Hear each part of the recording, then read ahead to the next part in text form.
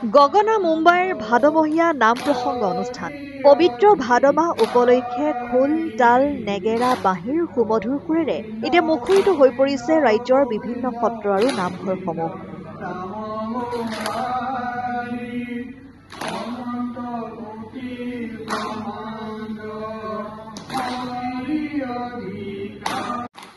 ৰাজ্যৰ সমান্তৰালভাৱে বহিৰাজ্যত বসবাস কৰা অসমীয়া লোকসকলেও গুৰু দুজনাৰ আদৰ্শ সাৰোগত কৰি পবিত্ৰ ভাদমহীয়া নাম প্ৰসংগৰ আয়োজন কৰিছে।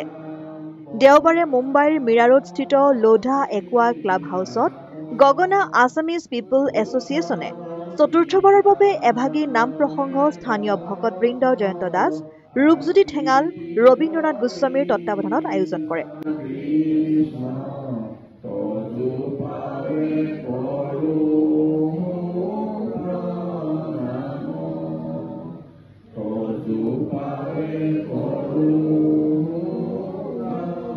স্নেহা বৰা, মৌচুমী দাস পেটেল আৰু গগনাৰ কলাকুশলীসকলে দিহানাম পৰিৱেশন কৰি নামভাগী মুখৰিত কৰি তোলে। অৰূপ গোহাঁইৰ বাঁহী বাদনেৰে অনুষ্ঠানটি আৰু আকৰ্ষণীয় কৰি তোলে। মুম্বাইস্থিত বহু জ্যেষ্ঠ নাগৰিককে ধৰি সৰ্বমুঠ প্ৰায় 100 মান অসমীয়া আৰু অনা অসমীয়া ভকতবৃন্দই অংশগ্ৰহণ কৰে।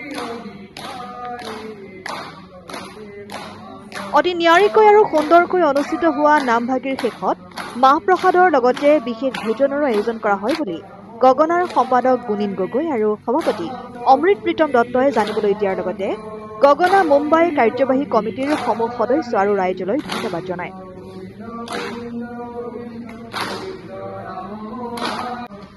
মুম্বাইৰ পৰা অনন্যা চুতীয়া ৰিপৰ্ট, অসম আদিত্য।